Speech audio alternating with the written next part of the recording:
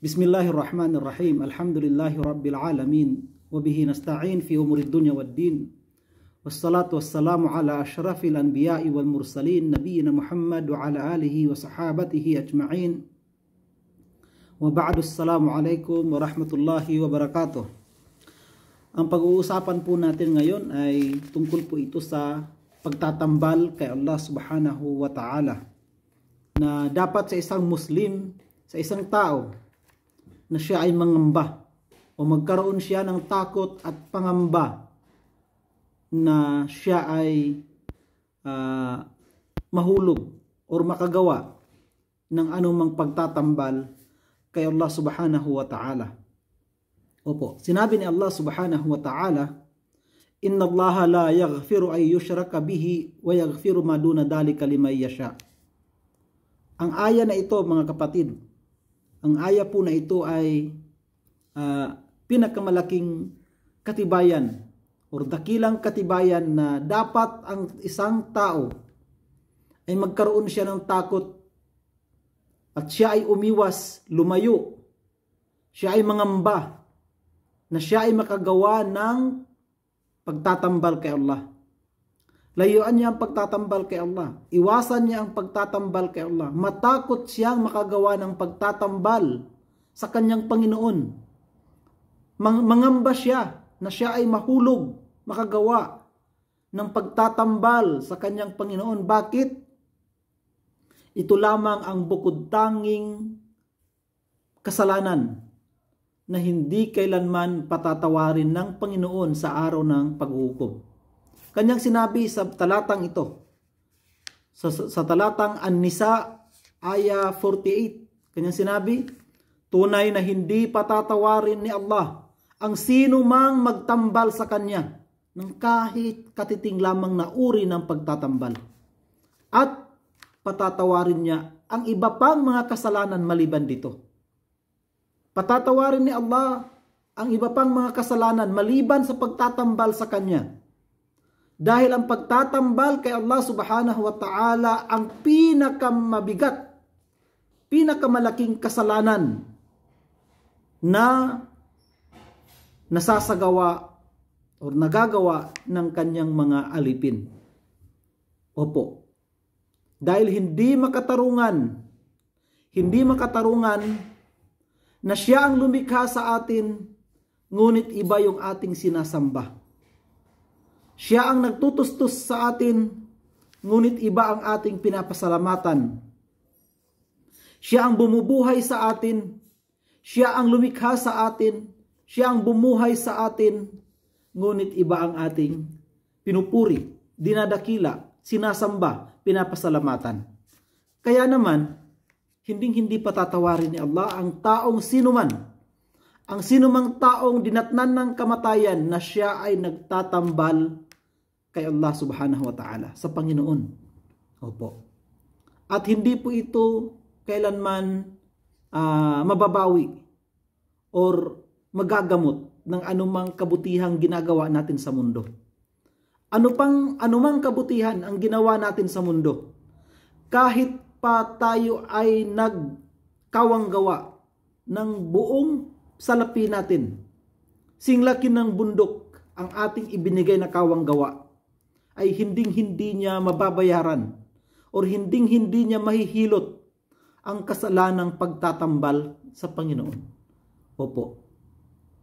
Kaya sinabi ni Allah subhanahu wa ta'ala sa ibang talata, kanyang sinabi na sino man yaong nagtambal sa Panginoon ay wala na silang matatanggap na anumang kabutihan sa kabilang buhay. Opo. Kaya naman, si Propeta Abraham alayhi salatu wassalam, ganun na lamang ang kanyang pangamba at kanyang ipinapanalangin sa kanyang Panginoon na si Allah subhanahu wa ta'ala. Tulad ng kanyang sinabi, sabi niya, wajnubni wa baniya an na'budal asnam. Sabi niya, ilayo mo ako at ang aking mga angkan, ang aking mga lahi, an na'budal asnam. Nasasambahin namin ang mga ribulto. Nangangamba si Propeta Abraham alayhis salam, sumakanya nawa ang pagpapala at kapayapaan, na masamba niya ang rebulto o di kaya ang isa sa kanyang mga angkan, isa sa kanyang mga lahi ang makasamba sa rebulto. Bakit? Ito lamang ang bukod tanging kasalanan na hindi patatawarin ng Panginoong Allah subhanahu wa ta'ala.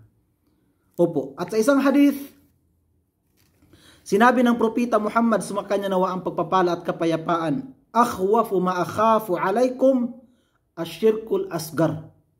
Akhwafu ma akhafu alaykum asyirkul asgar. Fasu'ila anhu faqala ar-riya. Faqala ar-riya. Sinabi ng Propeta Muhammad sallallahu alaihi wasallam, ang labis na pinapangambahan ko para sa inyo ay ang maliit na uri ng pagtatambal. Maliit na uri ng pagtatambal. Tinanong siya kung ano ang ibig sabihin. Kung ano itong maliit na uri ng pagtatambal. Kanyang sinabi, ang pakitang tao. Ang pakitang tao. Opo. Ang pagpapakitang tao ay kabilang sa pagtatambal sa Panginoon. At ito yung tinatawag na pagtatambal dahil ang iyong intensyon, ang iyong pakay ay hindi alang-alang sa Panginoon. Bagkus alang-alang sa mga taong nakakakita sa iyo. Gumagawa ang isang tao ng pagsamba dahil nakikita siya ng ibang tao. So, ang kanyang intensyon ay hindi alang-alang sa Panginoon, bagkus para doon sa taong nais niyang malugod sa kanya. Kaya naman, ito ang labis na pinapangambahan ni Propeta Muhammad, sumakanya nawa ang pagpapala at kapayapaan sa mga mabubuting tao, at lalong-lalo na sa atin sa panahon natin ngayon, na magkaroon tayo ng tinatawag na syirkul asgar sa ating mga tinatawag na pagsamba. Magkaroon tayo ng pakitang tao sa ating pagsamba. Kaya dapat umiwas ang isang tao, ang isang Muslim sa gawaing ganito. Dapat niyang ituon na ang lahat ng kanyang gawaing pagsamba, wala siyang ibang hangad kundi ay para kay Allah. Ang lugod ni Allah, ang habag ni Allah, ang kagustuhan ni Allah, ang paraiso ni Allah. Yun ang ating pakay at wala ng iba pa. Hindi ang lugod ng tao, hindi ang lugod ng sinumang nakakakita sa atin, dahil ang sinumang taong nais natin maipakita sa kanila ang ating pagsamba, sila rin ay paparusahan ng Allah. Sila rin ay paparusahan ng Allah. Tulad natin kapag naisagawa natin ang ganong uri ng pagtatambal kay Allah subhanahu wa ta'ala. Sa ibang hadith, an Ibn Mas'ud radiyallahu anhu, anna Rasulullah sallallahu alaihi wasallam qala, man mata wa huwa yad'u lillahi niddan dakhala an-nar, rawahul Bukhari. Sinabi ng mahal na propeta, sumakanya na ang pagpapala at kapayapaan, ayon sa pagsasalaysay ni Ibn Mas'ud, Abdullah bin Mas'ud, isang sahaba, isang kasama ng propeta Muhammad sallallahu alaihi wasallam. Sabi niya na ang sugo ni Allah, sumakanya na ang pagpapala at kapayapaan, ay nagsabi, sino man ang datnan ng kamatayan, habang siya ay yad'u lillahi niddan, mayroon siyang ibang pinapanalanginan maliban pa kay Allah, dakhalan nar, siya ay papasok ng impyerno. Dakhalan nar. Kaya po mga kapatid, opo, sa sino mang makakarinig ng aking video na ito, sa aking lecture na ito po ay nakarecord, ito po ay ma-upload sa YouTube channel ko, Balik Islam TV. Opo, para po sa atin mga kapatid sa Islam, payo mula sa akin na iwasan po natin ang panalangin. Iwasan po natin ang manalangin tayo maliban pa kay Allah. At napakaraming gumagawa nito sa panahon natin ngayon. Opo, napakaraming gumagawa nito sa panahon natin ngayon. Makikita mo na ang isang Muslim pupunta sa isang libingan. Ang libingan na ito ay libingan ng isang propeta, libingan ng isang mabuting tao, at pupunta siya doon at kanyang sasabihin, o mahal na tao, o mahal na propita, o anuman, sino man yung nakalibing doon, sasabihin niya, alam kong malapit ka sa Panginoon. Ipanalangin mo ako sa Panginoon na bigyan niya ako ng kabutihan. Bigyan niya ako ng lahi. Bigyan niya ako ng anak. Biyayaan niya ako. Dagdagan niya sa akin ang aking kayamanan. Lahat ng kabutihan. O kaya gamutin niya ang aking tinatawag na karamdaman. O di kaya sasabihin mo doon mismo sa nakalibing, dahil siya ay propita, sasabihin mo, gamutin mo ako o propita. Dagdagan mo sa akin ang aking kayamanan o sugo ng Panginoon. O mahal na propita, o mabuting tao, dagdagan mo sa akin ang aking kayamanan. Biyayaan mo ako ng anak. Biyayaan mo ako ng mabubuting kayamanan. Malalaking biyaya. Lahat ng mabuting panalangin, kapag pinapanalangin natin ito, maliban pa kay Allah, opo, at dinatnan tayo ng kamatayan, wal iyadu billah, ilayo nawa tayo ni Allah sa gawaing ito, ay papasok tayo sa impyerno. Wal iyadu billah. Ilayo nawa tayo ni Allah sa impyerno. Opo. Ang hadith na ito ay inulat ni Imam Al-Bukhari rahimahullah.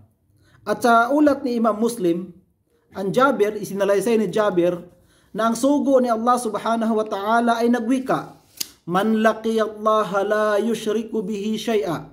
Opo. Man laqiyallaha la yushriku bihi shay'a dakhala al-jannah, wa man laqiyahu yushriku bihi shay'a dakhala an-nar. Opo. Sabi ng sugo ni Allah subhanahu wa ta'ala, sino man ang mahaharap niya si Allah na siya ay hindi nagtambal sa kanya, papapasukin siya ni Allah sa paraiso. At sino man ang mahaharap niya si Allah at siya ay nagtatambal sa kanya, papapasukin siya sa impyerno. Kaya naman mga kapatid sa Islam, sa mga talata at mga hadith, sayings ng mahal na propita, sumakanya nawa ang pagpapala at kapayapaan na mga ito, nagpapatibay na dapat tayong mangamba, matakot, lumayo sa mga pagtatambal o iba't ibang uri ng pagtatambal sa ating Panginoon. Bakit?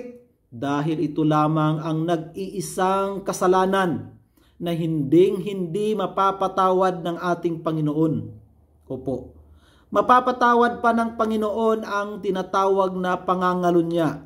Mapapatawad pa ng Panginoon ang tinatawag na pagnanakaw, pagpatay. Mapapatawad pa ng Panginoon ang tinatawag na mga malalaking uri ng kasalanan. Ngunit hindi mapapatawad ng Panginoon ang tinatawag na pagtatambal sa Kanya. Opo. Kapag dinatnan ang tao ng